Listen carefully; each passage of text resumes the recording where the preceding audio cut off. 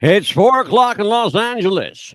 It's 6 o'clock in Chicago. And it's 7 p.m. in New York City. Hello, everybody. I'm Mad Dog the Scipio, and you are joined once again by America's Bobcast. What's the buzz? Tonight, she's back. I tried to get rid of her. She's back. Amelia, the Pitbull Chapman. How are you, Amelia?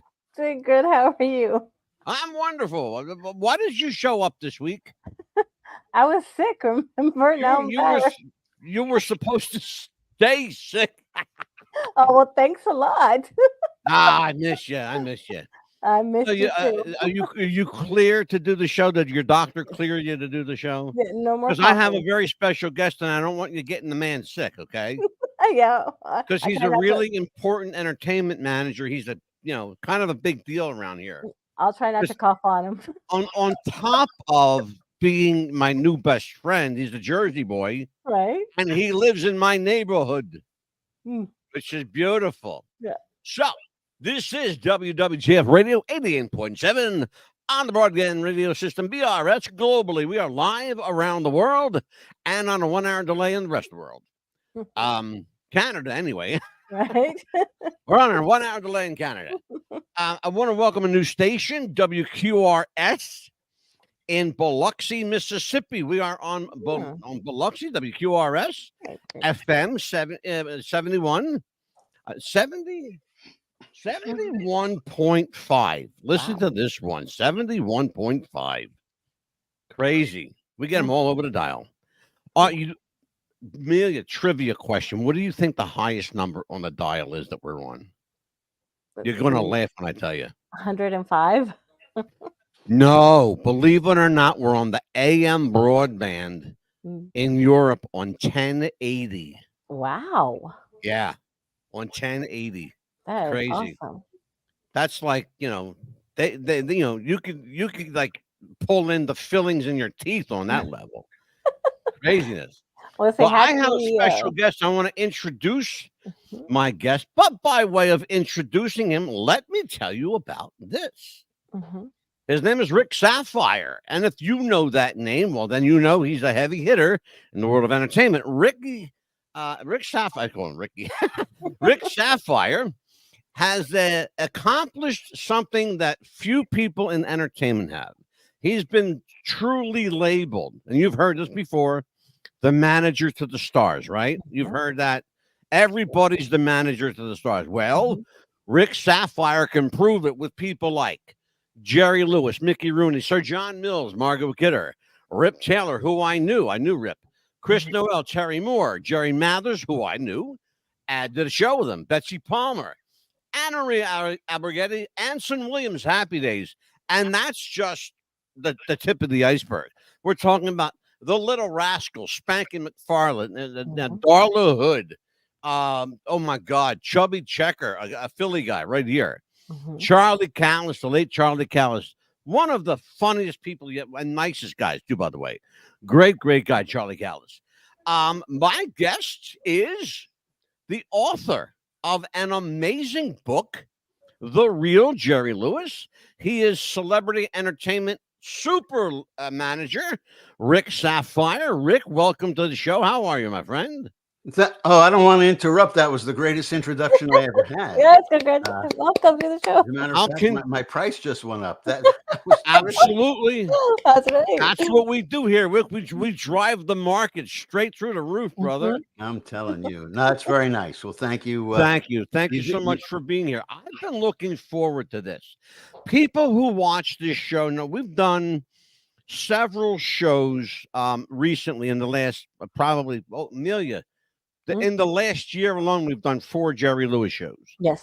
He's one of my favorite comedians. Apparently, he was his own favorite comedian as well. We'll talk about that here in a second. But I love Jerry Lewis's ability to make me laugh. And to make me laugh takes some doing because I'm a hard sell. Jerry had that ability to kind of find the little kid in everybody. But he was, as I learned later in life through personal experience with him, he was a dichotomy. He was kind of a wild card when it came to personality, because you never knew which Jerry was going to show up. Let me first introduce your connection to Jerry Lewis. For people who don't know, Rick Saphire, for many, many years, decades, was the personal manager to Jerry Lewis and knew him probably better than anybody, at least in the business. Now, Rick, once again, welcome to the show. Let's talk about this guy that you called friend and confidant and client, Jerry. Tell me a little bit your involvement with him. Where did it start? How did it begin? And was it love at first sight? Okay, first of all, I'm going to have to look up the word dichotomy. And once I've done that, I know what that means. Well, here's the story. My association with Jerry had many different faces. When I was 6 years old, I was introduced to Jerry for the very first time. And that was in 1953. So the audience could now do the math if they'd like. My uncle, his name was Ernie Glucksman. He was my real hero. In 1950, an executive from NBC came to him and said, "Look, we've got a team. We've got them on the radio now. We want to bring them over to television, and we would like you to produce and direct all of their television appearances on this new program called the Colgate Comedy Hour." And this is where the term came in that you mentioned a little earlier. They described Martin and Lewis as a smooth Italian singer who is reminiscent of Bing Crosby in voice and Cary Grant in his appearance and nature. And he is teamed up with a monkey. And of course, the monkey was Jerry Lewis. Absolutely. Sure. My uncle had a meeting with Martin and Lewis that really was a very bad meeting. Excuse me. It was a bad meeting because Jerry was uncontrollable at the meeting. He was jumping on tables. And this is the way he was releasing his nervous energy. Yeah. Martin and Lewis were on the radio. And of course, by that time, pretty big in nightclubs in 1950. And the reason why they became famous was in the late 1940s, CBS came along and stole all of the comedy stars from NBC radio. Yes. They stole them. And NBC needed something to fill in the gap. Well, the managers got together and they knew about Martin and Lewis because they were big in nightclubs. And Abby Greshler, who was Martin and Lewis's manager at the time, recommended Dean and Jerry. It turned out they signed them to a radio contract in 1949, I believe. Yes, sir. And that contract was a very firm contract, and they wanted them for the radio because they wanted them for the new medium that was coming up, television. Absolutely. So my uncle became the executive producer and director of the Colgate Comedy Hour. Early on, around 1951, he married my mother's sister. My mother's sister was Aunt Judy, who at one time, with her ex-husband and ex-partner, was part of a world-famous dance team, Buddy and Judy Allen. And oh God, sure. And they danced, I like to say, all over the world and other places. And they were quite something. But now it was Uncle Ernie and Aunt Judy. And I got to know Uncle Ernie when I was very, very young. And I guess he took a liking to me, and I wanted to be in show business.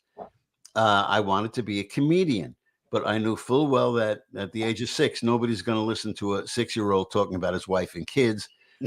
And so I gravitated to magic. I loved performing magic, and that was my stepping stone into comedy. But Uncle Ernie introduced me to Jerry in the summer of 1953. We were up staying at Brown's Hotel in the Catskills, which I can talk about for hours, and I won't. You can. I'm a Catskill historian, Rick. Oh, You kidding me? I love the Borscht Belt. I was all about the Borscht Belt. Then we might have some interesting things to talk about. Yes, sir. Absolutely. But strangely enough, Mm-hmm. when Uncle Ernie said he was going to introduce me to Jerry Lewis, which I was so excited about because I knew Jerry from we had to watch the Colgate Comedy Hour every Sunday night when Dean and Jerry were on, because at the end of the program, when it said produced and directed by Ernest D. Glucksman, the whole family would sit and clap, so that's why we did that. So Jerry was having lunch by himself at Grossinger's Hotel, which was Brown's Hotel's biggest competition right down the street. And that's where I met Jerry for the first time. And I remember I was with my sister. She came in also. And Jerry was sitting alone at the luncheon table in the beautiful main dining room there. Mm-hmm. And I remember he was eating his prunes and trying to hold them in his mouth while he was being introduced to me.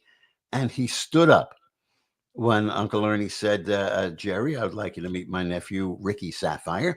Jerry stood up. And as he stood up, I remember he kept getting taller and taller and taller. To me, he was about 20 feet tall. Sure. Of course, I had only seen him on a 7-inch television screen. Sure. And but that was very exciting for me. And the only question that I never asked Jerry, and we spoke about everything over the years, is why he was having lunch at Grossinger's instead of at Brown's. Yeah. But that's a whole other issue that maybe we'll get into if the conversation leads to that. Oh, it will, absolutely. Because I want to go there. In the 1960s, and I write about this in my book, The Real Jerry Lewis Story. Mm-hmm. In the 1960s, Jerry surprised me by asking me to be his guest on a television program. And as it turned out, I was Jerry's guest on the panel when Jerry took over for 2 weeks, when he took over The Tonight Show. Mm-hmm.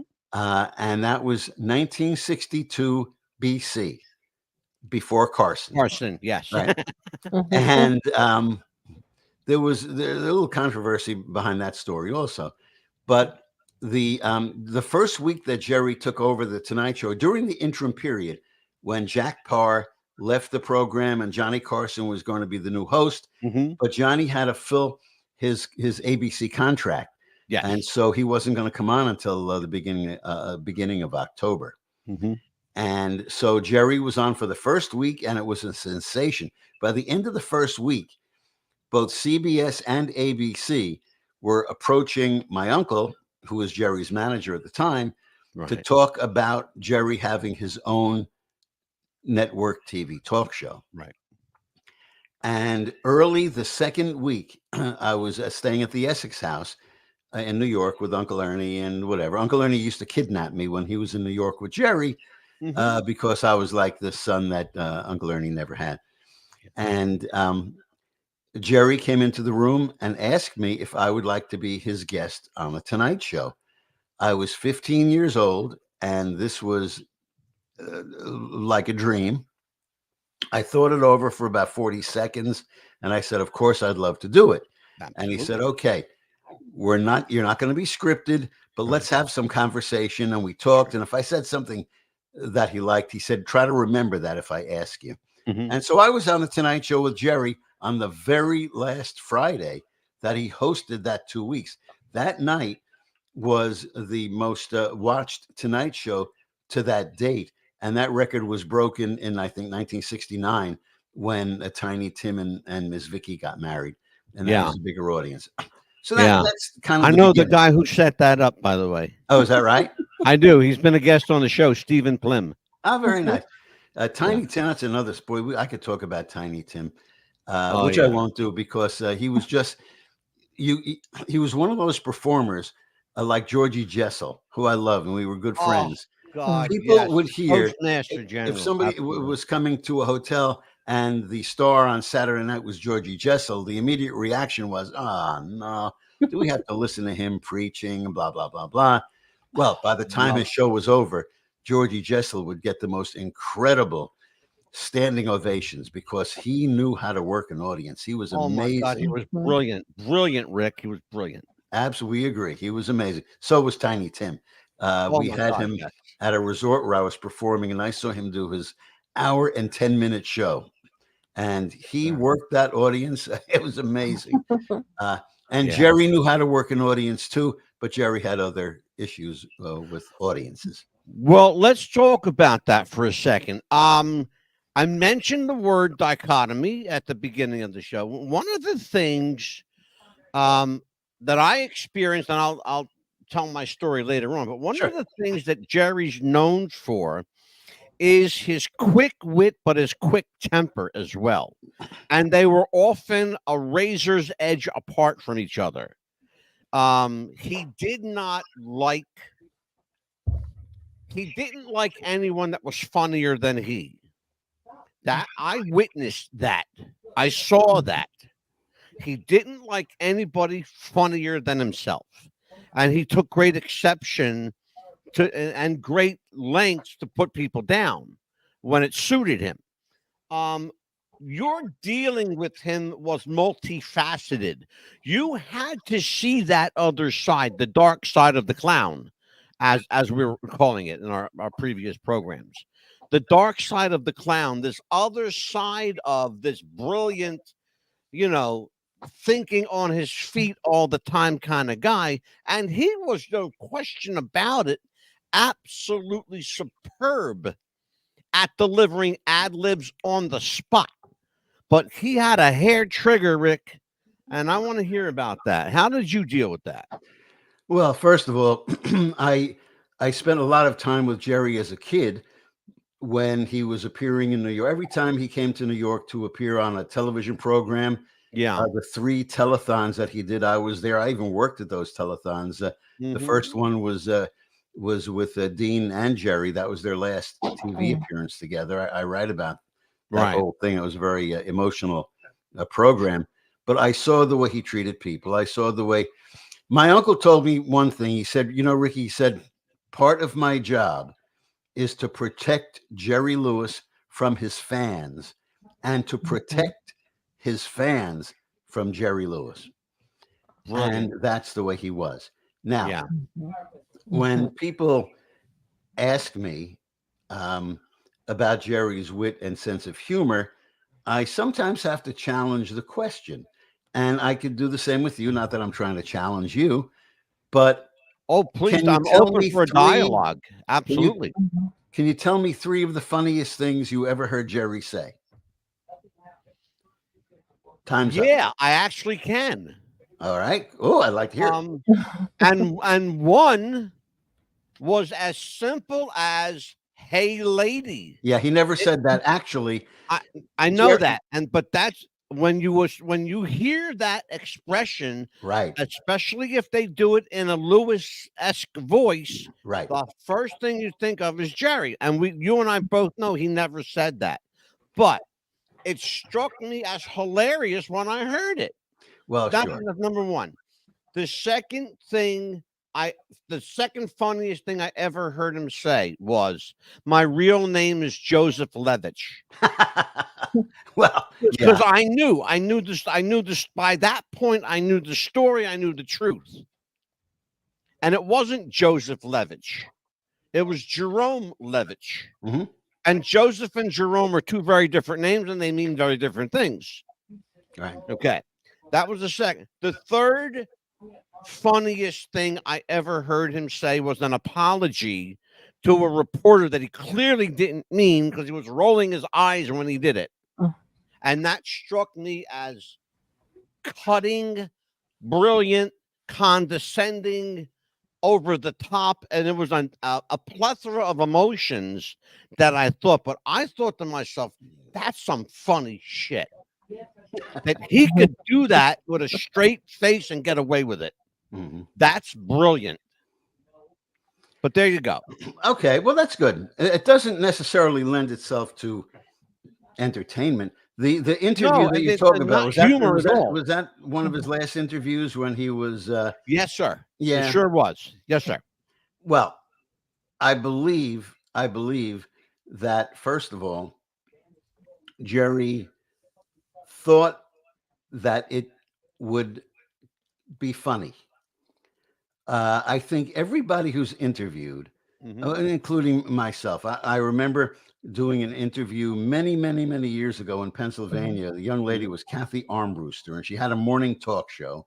And at that time, I was representing Spanky McFarland and the stars of the Little Rascals, now grown up, and we did a nostalgia tour in the colleges. Right. And she asked me to be on her 7 o'clock in the morning television program. And of course, I wanted to do it. And I sat there, and she gave me this very nice introduction. And then she asked the first question about, Rick, how did you decide to look up Spanky McFarland? And I looked at her and said, Kathy, it's really none of your business. Well, she looked at me, and her teeth almost fell out. But within 10 seconds, we both started to laugh. I love it. Yeah, because I think everybody who's interviewed to any great extent wants to just do that one time. And I truly believe that that's what Jerry wanted to do. But by that time, he didn't have the timing. And it went south. And he tried to shake up the guy who was interviewing him. And that didn't work because the guy was very good. He shook him up, Rick, for all the different wrong reasons. I think what he was trying to do, and you know him better than I ever did, because I met him peripherally, briefly, for like a fleeting moment, and over the phone I spoke to him. But I think what he was attempting to do was to introduce levity through sarcasm. And he just wasn't, sarcasm is an art form. If you do sarcasm right, it's hilarious. But it can also come out sounding very condescending and very mean. That's why there were only two comedians who really did sarcasm well. And that, of course, was Don Rickles. But before Don Rickles, it was the guy who invented that, and that was Jackie Leonard. Oh, God, Fat Jackie Leonard. Yes, sir. Oh, yeah. And they knew how to do it, and they knew how to do it with love. And you're right. Jerry tried to do that. It didn't work. But on the other hand, Jerry, all through his career, would say anything to the press that might make headlines for him. Yeah. And, at that point of his career, it was almost over. He really did not have a career in entertainment anymore, sadly. Yeah. Because he lost his funny, and which is very sad. And, Jerry once said to me that, you get older, your image changes and all. And I didn't buy that. Jerry and I had some very deep conversations. Stan Laurel could have been 99 and a half years old, but he would still be the character, and he would still be lovable.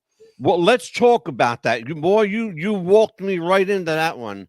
Let's talk about that. I believe, and this is again my observational opinion, having been a fan and still a fan of his today, and I'll not ever deny that to anyone.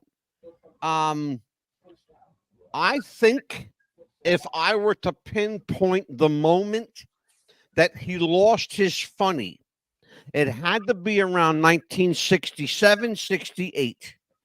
Right around 67, 68, when he started doing movies that took on less of a humorous take on them and more of a political and satirical take. For example, Which Way to the Front? Films like that. That wasn't funny. That was a dig. That was a poke. That whole film was a poke. And if you guys out there, if you don't understand what I mean in entertainment terms of what a poke is, Google it. You'll understand right away. Rick knows what I'm talking about. Well, let's talk about that. When do you think he lost the funny, the quote unquote funny? Well, when he lost his funny when he lost the people who helped make his career what it was. Yeah. 1965, his 1965, his contract with Paramount ended. My uncle Ernie Glucksman, after being with Jerry through all of his great years, moved on. Part of that was due to the debacle of the Jerry Lewis Live 2-hour Saturday night television program that he took on, and was so ill prepared that it was canceled after the first episode, but finally went off the air 14 weeks later. Some people will say, now wait a minute, it was only on for 13 weeks. That's true.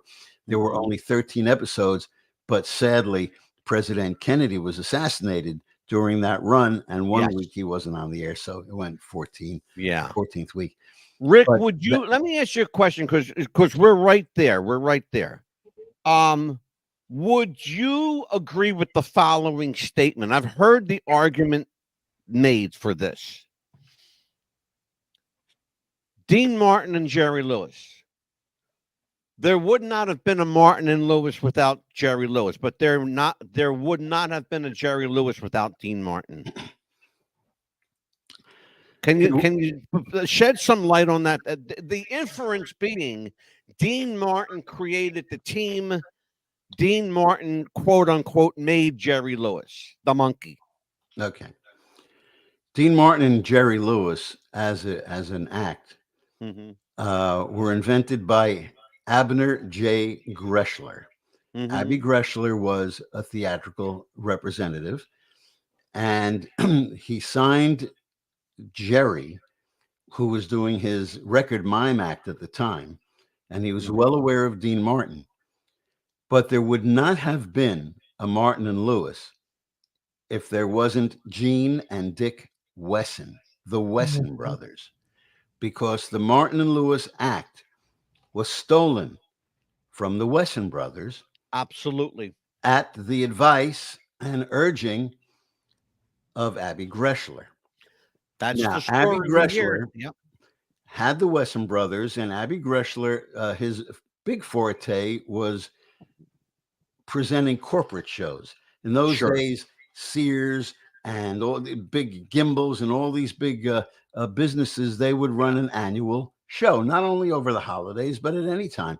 And they would do these comedy productions, and sometimes they'd bring in outside acts. Well, the Wesson brothers and Dick Wesson, I know his daughter. I talk to his daughter all the time. Dick Wesson was the inventor of the squeaky Jerry Lewis voice, and many of the things they did. I mean, they did Sonny Boy before Jerry ever did it with his son Gary. But the Wesson brothers, Abby Greshler could only get you to a certain plateau. And the Wesson brothers felt it was time to go Hollywood. And Dick Wesson eventually became a great director and writer for TV. And absolutely. But it was time now. They wanted to move on.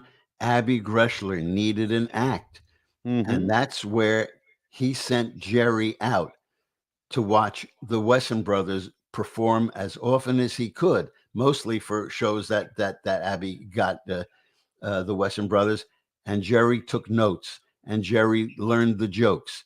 And then when Jerry got together with the guy who really introduced them to the New York audience, Angel Lopez, the story about the 500 Club, which was actually the 500 Cafe, the 500 Club, and Skinny Diamato, it's fabricated. And that's what readers will learn in the real Jerry Lewis story. It all happened with Angel Lopez. Martin and Lewis worked together. The story that I heard... I'm sorry, go ahead. I'm sorry. The story that I heard is that the Atlantic City 500, quote unquote, 500 Club story was fabricated to create a Hollywood legend. It was fabricated to create a story. Where did you start? Well, this is where we started at. Well, Dean had a nice little bag. Dean had an interesting background. He worked in the coal mines, and he was a croupier and all that stuff. We've all heard those stories. Jerry did not have a career. He put together his record act, not in the Catskill Mountains, not at Brown's Hotel, but at the Hotel Arthur in Lakewood, New Jersey. that Charles and Lillian Brown were managing.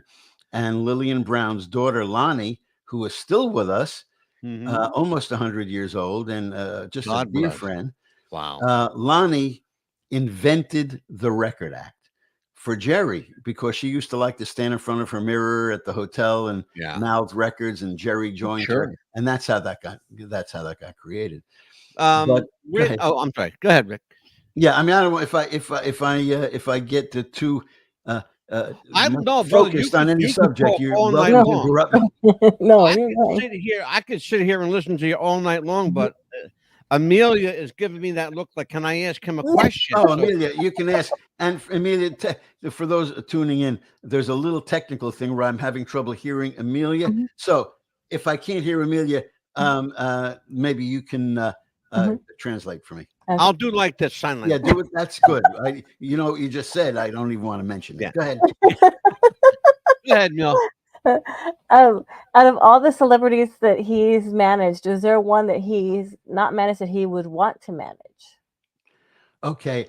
I don't think I caught every word. I think you're asking me how I became so incredibly handsome. Was that your question? Yeah, there you go. Yeah. No, well, yeah, Angelo, can you? Yeah, I sure. What Amelia wants to know is, of all the people that you've managed, what were your favorite person to manage? Amelia, I got that basically right. Yeah. And is there anyone that he would like to manage that still he had not managed? And is there anyone that, if you could do it again, you would manage now? Jerry was the most important, and I loved Jerry for his work. Sadly I knew him too well. You know, I always say to people, if you're going to love your heroes, love them for their work. Because they all have feet of clay, and they're people just like us, and they do have the downsides. And I've known the downsides. And by the way, I still am personal manager to Jerry's firstborn son, and I should say Patty and Jerry's firstborn son, Gary Lewis of Gary Lewis and the Playboys. Gary Lewis and the Playboys. This diamond ring, among other hits. And many people don't even know that Gary was Jerry's son, because Gary in the beginning didn't make a big deal about it. Right. It was a secret from Jerry. Yeah, well, Gary Lewis and the Playboys back in the day never gave any mention of Jerry Lewis. He wanted to be Gary Lewis wanted to be Gary Lewis, not Gary Lewis, Jerry Lewis's kid. Right. There was a couple other guys, Dean Martin, Lucy and Desi's kid. There were a bunch of them that had changed their names because of who their parents were. Well, let's talk about this. It's really important, and I want to get into it. Wow, there's a lot to cover. That's why, in the interest of full disclosure, ladies and gentlemen, when Rick and I spoke a couple weeks ago, I told him this was going to be at least a 2 or 3 parter, because we're just getting warmed up. And the second one's going to be in person. I promise me and Rick are going to sit at a diner somewhere and do this interview. That'll be a lot of fun. Yeah. We'll go to Ponzo's. They have great prime ribs there. I want to talk about this.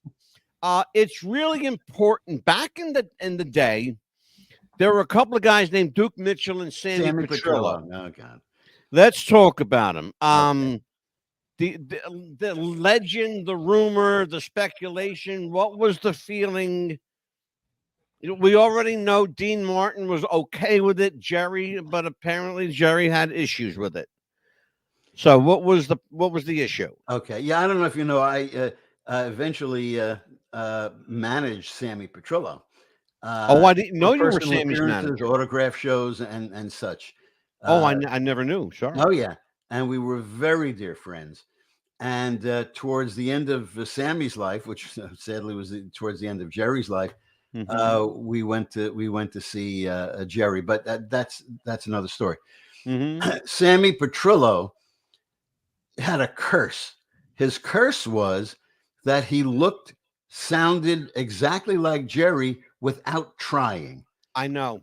That's who he was. It was frightening. Yes. Dean, first of all, they were. Sammy was on the Colgate Comedy Hour. Yeah. With Martin in a very brief little. I guess we could call it a cameo appearance. Although you really only make a cameo when you're famous. But Right. Sammy was on there, and it was a very effective, very short little bit that he did. But Jerry did something to Sammy. I'm going to stop for 1 minute. Sure. People ask me, why am I writing this book? As a tell-all, because I'm angry at Jerry? None of those reasons. With all of Jerry's personal failures, sadly, I think the real story of how he could take whatever was inside of him and turn it into a comedic character that for the next 100 years will be giving people laughs and enjoyment. That story needs to be told, because the real story of Jerry's beginnings and the Wesson brothers and all these things that nobody knows about, essentially, is far more interesting than the made up story that, Jerry wrote on a paper bag, some comedy lines, and Dean was so smart that he learned them so fast, and that's how they be. None of that is true. None of it. I mean, it's a good story. It makes for a great story. Sadly, it's not true, but again, it makes for showbiz legend. And as they say, when the rumor is greater than the fact, print the rumor. Yeah. Am I lying? That's it. No. You're right. And where I was going before I stopped myself was that Jerry had no interesting background. Jerry got a record act. Abby Greshler was introduced to Jerry by Jerry's dad, Danny, who I knew quite well. And Abby Greshler looked at Jerry, saw the record act. He didn't think that Jerry had any future as a record mime, because those vaudeville type acts were a dime a dozen, and they were quickly fading. But he wanted to put him together with somebody to do the Wesson Brothers act. Yeah. Well, the other thing too, Rick, again, in show business, in entertainment in general, there's very little original. Very little original. I knew a guy, Andy Kaufman, who basically did Jerry Lewis. He did the record act. Okay. So, one stole it from another to another, but, he parlayed that into a television career and Taxi and whatever. Sadly, died way too young. But the gift was there. The gift for talent was there. You either have the gift or you don't. What you do with it, how you waste it, or how you utilize it is completely up to you. You're absolutely right. And let us talk about Jerry with regards to the human element. We already know he's a brilliant entertainer. He's a funny guy. He knows what works for him, and he sticks to it. Well, what you just said is a key. He knows what works for him, or knew what worked for him at the time. People ask me always, Rick, do you think that Jerry Lewis was a genius? And my answer, very honestly, is yes. He was a genius at writing, producing, directing, acting in Jerry Lewis movies. Exactly. That's where it stopped, though, because he did not have the patience, and maybe not even the skill to, Alfred Hitchcock produced a lot of different kinds of movies with a lot of different kinds of stars and wrote movies. Jerry was for Jerry. But sadly, two things happened to Jerry. Number one, he matured physically. So he no longer looked like the gawky, crazy little kid who would evoke sympathy from people, just by his appearance. He became a very good-looking guy, and the age difference between him and Dean, that kind of disappeared. They looked about the same age at a certain point. and the tastes and trends in comedy changed. So Jerry said to me, I remember we were in a hotel room in Berlin, Germany, and we were talking about Martin and Lewis. And I said, Jerry, how long do you think it would have continued? He said, maybe a year or two. He said, because what we were doing, the people weren't buying it anymore. No. He said, we had absolutely right. And that's the same thing that happened with Jerry in the mid to the later 1960s. He didn't look the part of a crazy kid anymore. And that's why, and Rick, that's why I mentioned to you earlier that I can pinpoint that to 1967, 68. And you're right there with me now. You're right there with me. And that's when it happened. It was no longer the slapstick, irreverent. That's right. That era was gone. Yeah. And people were doing different things. And if he had stopped at that, I would have been a happy camper if I never saw another Jerry Lewis movie. But then he did something like only you have to do in Hollywood, because you never say never. He went ahead and did another movie called Hardly Working. Yeah. And that's when he crucified his career. And his career died. And his marriage. Yeah. They both died with that movie. Yeah. Tell everybody what happened, Rick. You and I both know what happened. Well, Hardly Working, it was an attempt for Jerry to resurrect his career. But he tried to go back to, he tried to go back to the early Jerry Lewis. Yeah. Which he couldn't do because the character was not timeless. Like I go back to Stan Laurel or even Lou Costello. Lou Costello could have been in his 90s and still played that same goofy little guy because his character was timeless. Jerry's wasn't. Right. But he wanted to do another movie. He got some money together and the movie was, destined to failure. There were some moderately funny things. And for the Jerry Lewis fans, it's like going to an old timers baseball game. Yeah. You don't expect any of them to hit a home run, but just to see him get up at the bat and give it a try. That movie, if he attempted to swing the bat in that movie, I would have had more respect for him. He didn't even attempt to swing the bat, even if he struck out anyway. But look, oh my God, Amelia, question for Rick Saphire, entertainment manager to start. Yes, of course, absolutely. I see here that you have a magic shop or had a magic shop at one time. Angela, please repeat it for me because Yes, she wants to know about your magic shop. She's a fan of magic, and she wants to know about how long did you have your magic shop? Okay. By the way, when I was on the Tonight Show with Jerry, I was a teenage comedy magician, and I did a magic trick on the program with him.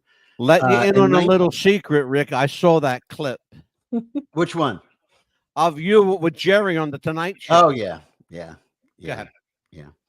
I was younger and skinnier that time, and we all were. Yeah, we all. The magic shop. I loved magic, and in 1980. By the way, my wife Sheila, who is my co-author on the book, she's the one with the education. I'm the one who lived the story, and it works out together. So 1980, we were expecting a baby. And I decided that at that time I was performing as a stand-up comedian, although I can argue with what that means, a stand-up comedian. But anyway, I was doing comedy and doing a bunch of traveling and representing celebrities. And I decided for at least the first couple of years, I wanted to be a real father and stay at home. And we talked it over and said, well, what would you like to do home? I said, well, maybe if I opened up a little magic shop. I love magic so much, and I know the business backwards and forwards. Sure. So for a year and a half, 2 years, until the baby maybe starts school, then I go back on the road again. The magic shop was in existence for 41 years. Wow. And what finally closed us was COVID. because in our store here in Cherry Hill, we had a theater. We did birthday parties. I entertained. I had other magicians come and perform. Man. And it was great fun, and it was wonderful. But COVID came along, and you couldn't have people come up close to the counter and help them and demonstrate magic tricks that they would buy. And we helped a lot of kids. And maybe one day I'll do it again. I should live so long. But that was the history of the magic shop. If you need a magic assistant, I'm here. I'm like 10 minutes away. And he could do it for your birthday in July. Yeah, be there. But I've got some assistants that probably have better legs than you. So yeah, I'm sure you do. So I might. But gee, thanks for the. Don't call me. I'll call you. Thanks for the offer. But no, magic was a great part of my life, and Jerry loved magic too. Yeah. Oh, sure. The same year I was on the Tonight Show with Jerry, a book came out. Jerry Lewis's Magic Tricks. He had nothing to do with the book, but he did play a magician in oh golly, the name's going to the movie he did as a solo. Geisha Boy. The Geisha Boy. Yeah. And he was a very poor magician in that movie. But we had a lot of fun. We did card tricks for each other. And Jerry was a fan of magic. Yep, he played the great Mr. Woolley. Mr. Woolley, yeah. Remember? Absolutely. Yeah. I'll tell you what, man, this has been a fast hour. Rick, why don't we talk a little bit about, because we just barely skimmed the surface of the book. There's so much. This man who encapsulated so much of our life, he's been around for ever, and we lost him just recently, a couple of years ago. But you're talking about a guy that's been around since the 40s to the 2017, and then all of a sudden he's gone, but his legacy is just now we're starting to realize the impact of his legacy. Sure. Clearly, was he a comedic genius? You could define genius in any way you want. To me, he was a comedic genius.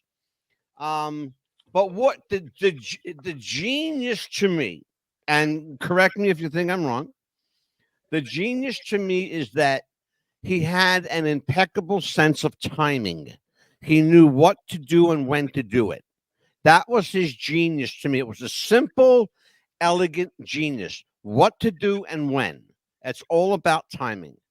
That I will say. But as a human being, you're talking about a guy who was really, again, he had this other side that we can't ignore that. And I'm hoping that when you come back for part 2, which I hope that you will. Oh, I'll be happy to. Thank you, Rick. I appreciate that. We definitely, I want to talk about, how do I want to say it? I want to put a human face on Jerome Levitch. Because Jerome Levitch and Jerry Lewis were two different people. And contrary to what people believe, even Jerry himself, when asked, said that his name was Joseph Levitch, and it's not. It never was. And it was never legally changed, by the way. So people want to know that. Jerry Lewis's name was never legally changed. It was always Jerome Levitch. Yeah, that's correct. Where did he pull the Jerry from? The Jerry? Well, Jerome is Jerry. But where did he get the Lewis from? Where did that come from? Lewis? Well, his dad was Danny Levitch, but he was a professional entertainer, singer, and MC and host, and he was Danny Lewis. Yeah, it came from his dad. Then Danny Lewis. Danny Lewis was a hell of a singer. He was Danny was a wonderful singer, a very smooth performer. Yeah. Jerry's mother, I was in love with Patty. I knew her quite well. We used to go to lunch when they were in New York, and Jerry had his business things. She used to take me to lunch to the Stage Delicatessen, right, and introduce me to people. And boy, I've just felt sober. I was 16 at the time, and she was a heartthrob to me. I loved her. I'm sure. And she raised Jerry's children, And a good thing she was there. Mm-hmm. But also an excellent performer. I like to say that Jerry Lewis was one of a show business dynasty that now goes back about 100 years. There was Danny Lewis and Ray Lewis. Danny's wife, she was his pianist, and Danny was a singer, and so on and so forth. There was Patty Lewis, who sang with the Ted Fiorito Orchestra, and also with the Jimmy Dorsey Orchestra. And then there was Jerome Levitch, who changed his name to Jerry Lewis. And then there was Gary Lewis, who followed Jerry. Jerry wanted to have a hit record, and he did have a hit record with Rockabye Your Baby. Yes. It did not reach number 1, but it was on the charts for several weeks and was in the top 10. Then Jerry's son comes along, and the first 7 songs that Gary Lewis and the Playboys recorded were in the top 10. They shot right to the top. It took Dean Martin 17 years to get his 7th song into the top 10. Right. And Gary's music still holds up today. It sure hell does. It's great music. Look, I don't care the decade. I don't care the genre of music. If it's good music, it's good music.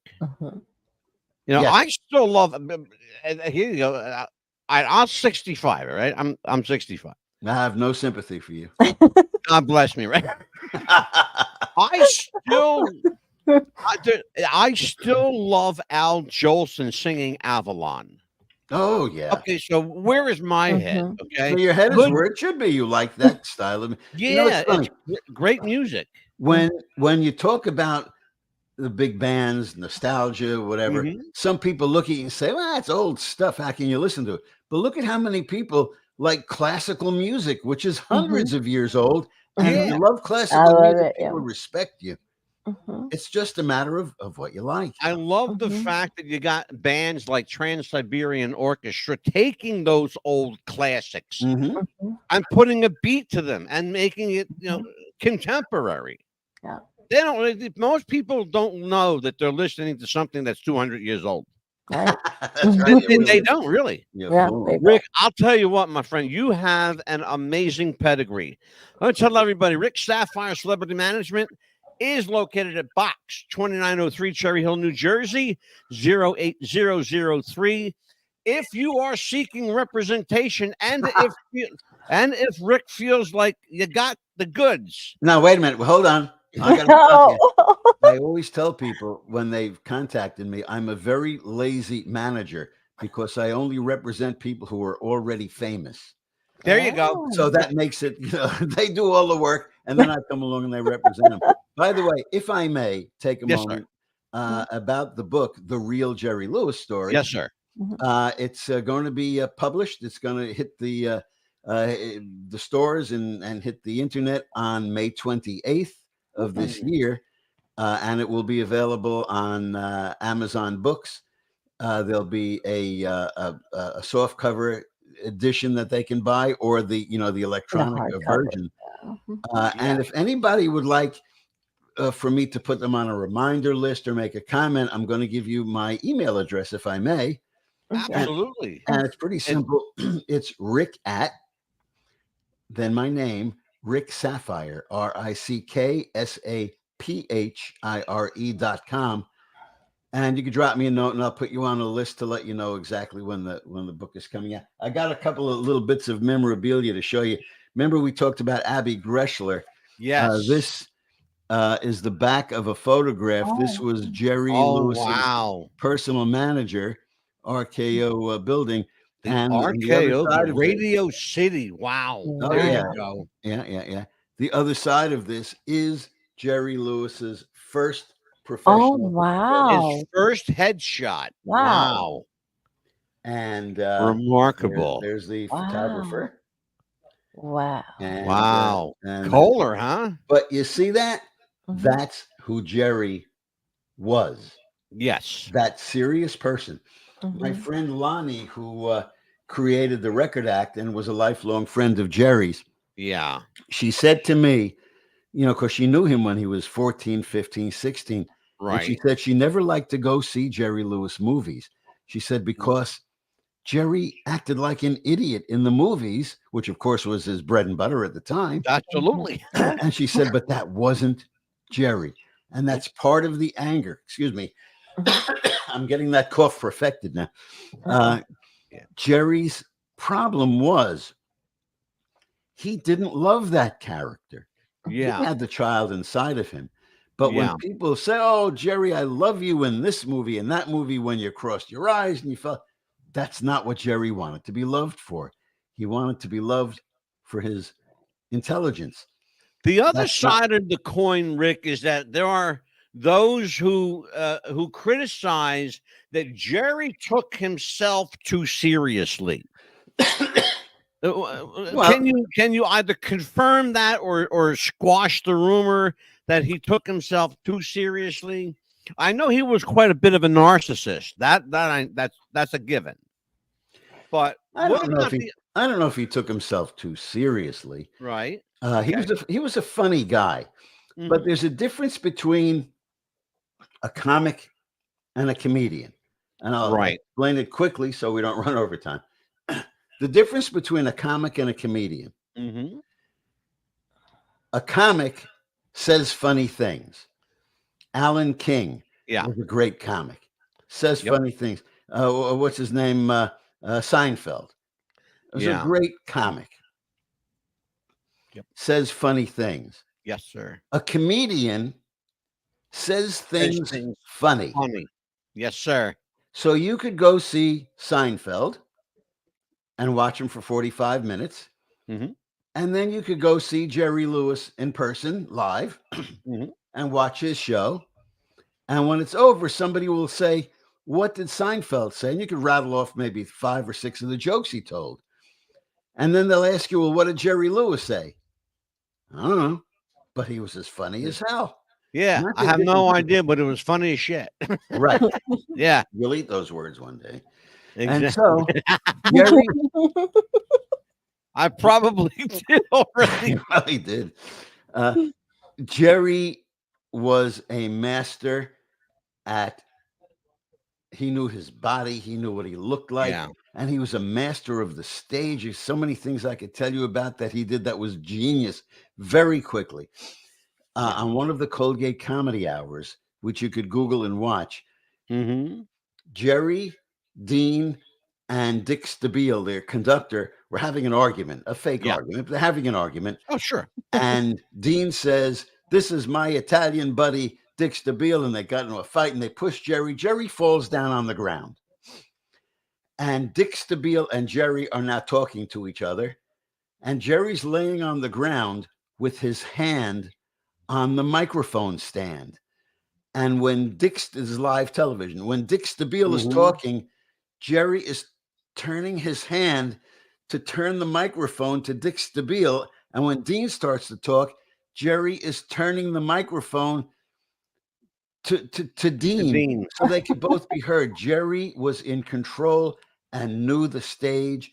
He knew what the audience was looking at.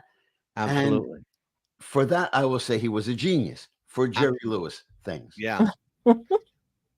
My guest, ladies and gentlemen, is and will be again Rick Saphire, celebrity manager to the stars and personal friend and manager of Jerry Lewis, the one and only, the American icon.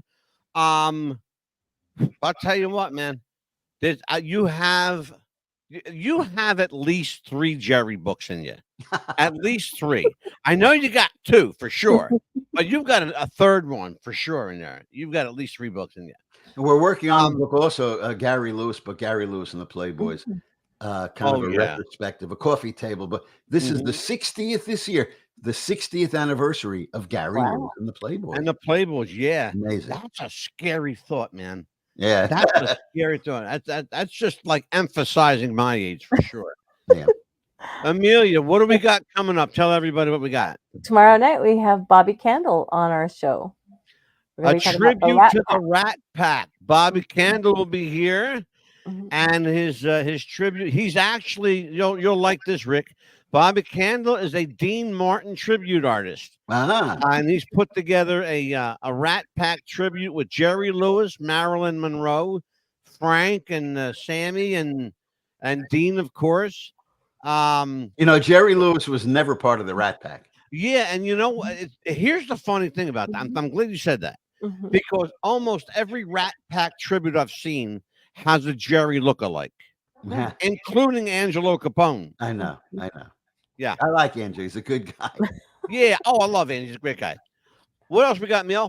In one of your favorites. Why don't you tell everybody about Wednesday? Oh, wait a minute. We have That's what you have to tell. I can't make this up, folks. I cannot make this up. We get a lot of emails from people saying, you got to check this person out. You got to check that person out. Have this person as a guest. I got one. This is like a cake topper, okay? Yeah. Kenny Presley will be my guest Wednesday. Well, you're saying to yourself, who the hell is Kenny Presley? Well, if you believe him, he is the son of Elvis Presley and stepbrother to Elvis Presley Jr. Who is Elvis Presley Jr.? Another guy who claims that Elvis Presley is his father. They both have, can't make this stuff up, folks. I wish I would, trust me, I wish I could make this up. No, I can't. They've got the DNA, court certified DNA, and they have permission from the courts to call themselves Presley. Here's the funny thing about it, Rick. Graceland is letting them do it. Yeah. Okay, Graceland is letting them do it. Now, you would think if they have a problem with this, they got a legal team that's second to none. They've got incredible attorneys at Graceland. But they're letting these guys do it. Either they know something we don't, or we just stumbled upon a couple of crackpots here. I think they probably will let them do it because it will now help to resurrect Elvis Presley again.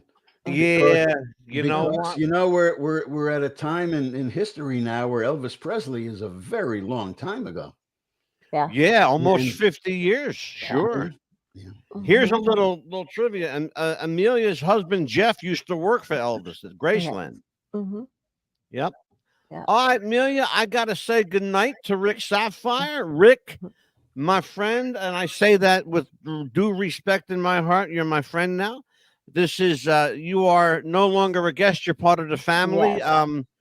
I will have you back, and next time we will get together, we'll have a little lunch and do an interview. How about that? That sounds good. I'd love to do it. Sounds like beautiful.